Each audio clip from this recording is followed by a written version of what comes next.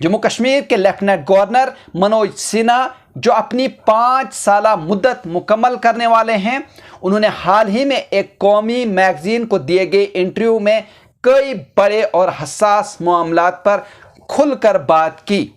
इनका अंदाज पुरएतमाद था, दावे बड़े थे, लेकिन जम्मू कश्मीर के अवाम के जहन में एक सवाल अब भी गर्दिश कर रहा है, क्या वादे पूरे होंगे?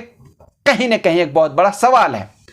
अमन और अमान वज़ीरत दाखिले के पास ही रहे। जी हाँ, सबसे पहले तो लेफ्टिनेंट गवर्नर ने इस नुक्ते को वाज़ेह कर दिया कि जम्मू कश्मीर में कानून व इंतज़ाम की सूरत हाल को संभालने की जिम्मेदारी अब भी मरकज़ी वज़ारत दाखिले के पास ही रहनी चाहिए। जी हाँ, उन्होंने कहा कि जम्मू कश्मीर एक सरहदी रियासत है, हमें ये बताने की ज़रूरत नहीं कि हमारे पड़ोसी कौन हैं।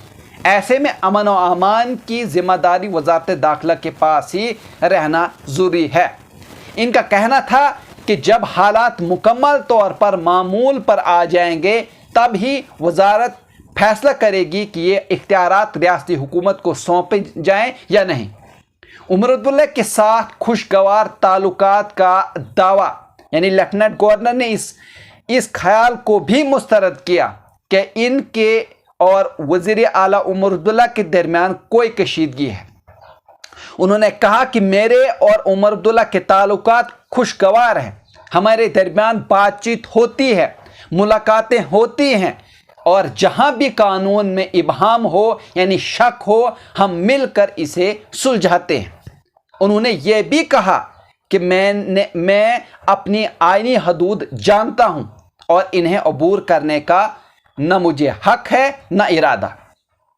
जी हाँ, मैं आपको बता दूं कि रियासती दर्जा की वापसी एक और वादा। जी हाँ, मैं आपको बता दूं कि रियासती दर्जा की बहाली पर सवाल उठाते हुए मनोज सिन्हा ने याद दिलाया कि यह वादा खुद वज़ीर दाखिला अमित शाह ने पार्लियामेंट में किया था। इनके मुताबिक सबसे पहले हदबंदी हुई, फिर इंतखाबात हुए, और अब जब रियासत के पास मुंतखब हुकूमत है तो रियासती दर्जा भी वापस दिया जाएगा।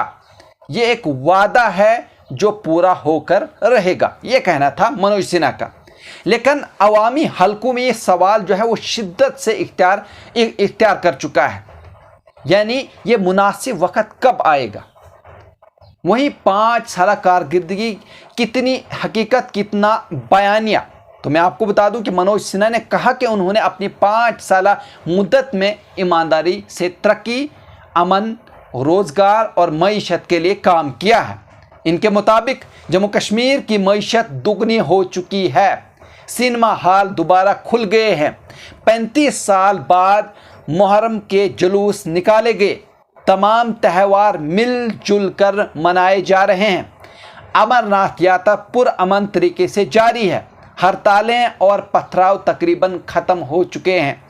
लेकिन कई इलाकों में आज भी लोग बेरोज़गार हैं, कई नौजवान अब भी अस्करियत की तरफ माइल हैं, और कई इलाकों में तरक्की के दावे अभी तक सिर्फ कागज़ों तक महदूद नज़र आते हैं।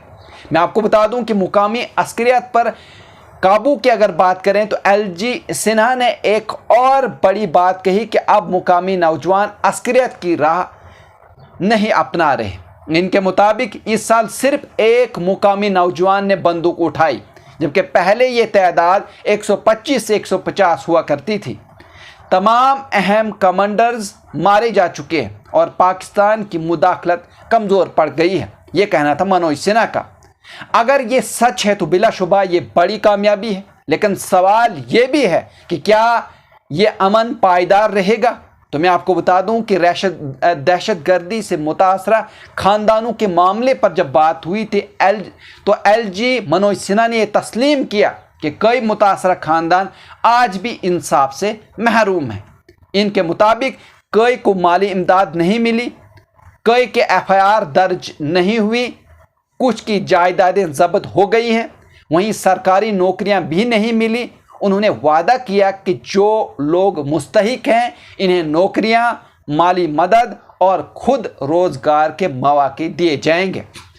अब तक 40 अफराद को तकर्रुरी नामे दिए जा चुके हैं। वहीं ऑपरेशन संदूर पर भी जो है वो बात हुई तो मनोज सिन्हा ने कहा कि वजीर आजम नरेंद्र मोदी ने वाजे कर दिया है कि ऑपरेशन संदूर अभी खत्म नहीं हुआ।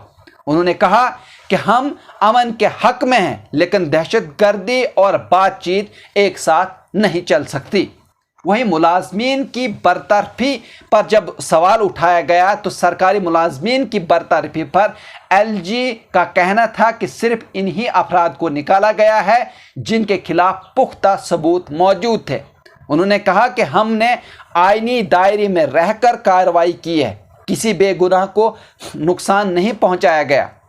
जी हाँ नाजरीन, अगर आप इस तरह की और भी न्यूज़ देखना चाहते हैं तो आप हमारे चैनल को सब्सक्राइब कर सकते हैं, लाइक कर सकते हैं और शेयर कर सकते हैं। मुझे दीजिए इजाज़त, शुक्रिया।